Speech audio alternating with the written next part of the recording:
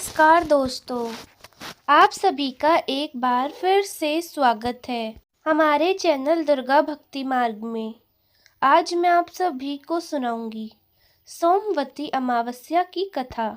जब भी कोई अमावस्या सोमवार के दिन आती है तो उसे सोमवती अमावस्या कहा जाता है। हिंदू धर्म में इस अमावस्या का बहुत महत्व है। सोमवती अमावस्या की व्रत कथा के अनुसार एक साहूकार के 7 बेटे और एक बेटी थी। साहूकार के 7 बेटों का विवाह हो चुका था। उनके घर रोजाना सवेरे सवेरे एक ब्राह्मण भिक्षा मांगने आता था। जब भी साहूकार की कोई बहू या सेठानी उसे भिक्षा देती तो वह उन्हें आशीर्वाद देते और कहते, अपने पति के कंधे राज करो। लेकिन जब भी साहूकार की बेटी भिक्षा देती तो ब्राह्मण आशीर्वाद में कहते, अपने भाई के भौजाई के कंधे राज करो। साहूकार को यह बात बहुत बुरी लगती। एक दिन उसकी माँ ने कहा कि बेटा क्या हुआ, तू इन्हें भिक्षा देकर वापस आती है तो इतना दुखी क्यों हो जाती है।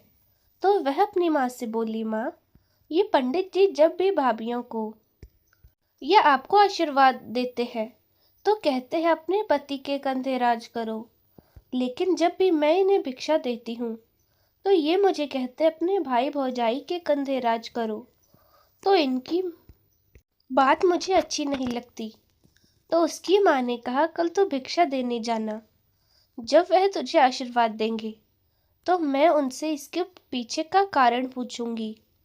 अगले दिन जब ब्राह्मण भिक्षा लेने आए तो माँ वहां आई और ब्राह्मण से कहने लगी, वो बोली, आप इसे ऐसा आशीर्वाद क्यों दे रहे हैं।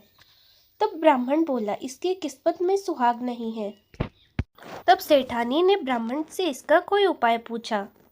तब वह ब्राह्मण बोले, यदि सोना नाम की 2 बहन जो पास में ही रहती है इसकी शादी में आकर आशीर्वाद दे तो इसका पति बच सकता है। तो उसकी माँ पूछती है कि सोना धोबन कहाँ रहती है। तो पंडित जी बोले, 7 समंदर पार सोना धोबन का गांव है। तब सेठानी ने अपने बेटों से कहा, सोना धोबन के गांव बहन को लेकर जाना। 6 बेटों ने मना कर दिया, परंतु 7वां और सबसे छोटा बेटा तैयार हो गया। दोनों भाई बहन सोना धोबन के गांव के लिए रवाना होते हैं। नदी के किनारे दोनों एक पेड़ के नीचे बैठ गए। उसी समय पेड़ के नीचे एक सांप निकलता है और पेड़ के ऊपर चढ़ने लगता है। उसी समय बहन की नज़र सांप पर पड़ गई। वो अपने भाई से बोली, देखो भाई, पेड़ पर किसी पक्षी का घोंसला है और उसमें नन्हे बच्चे हैं।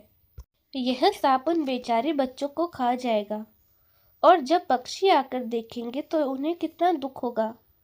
तब भाई उस सांप को मारकर वही टोकरी से ढक देता है। शाम को एक हंस और एक हंसनी का जोड़ा उस तरफ आता है तो अपने घोंसले के आसपास और पेड़ पर खून देखकर वह डर जाते हैं। उन्हें लगता है कि उन दोनों भाई बहन ने उनके बच्चों को मार डाला। तो वे वहां आते हैं और उन दोनों को ही चोंच मारने लगते हैं।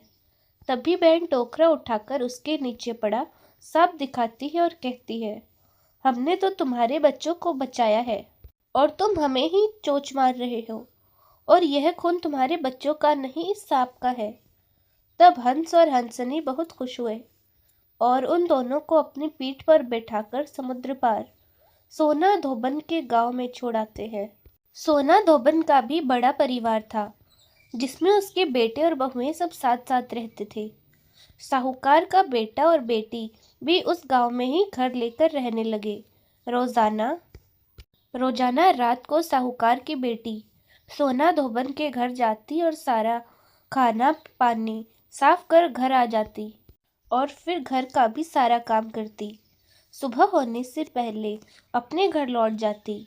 एक दिन सोना धोबन ने अपनी बहुओं से पूछा, आजकल सुबह सुबह तुम्हारे काम के लिए झगड़े की आवाज़ नहीं आती, क्या बात है। तो बहुएं बोली, सासू माँ, जब हमें सारा काम किया हुआ मिल जाता है तो हम क्यों झगड़े।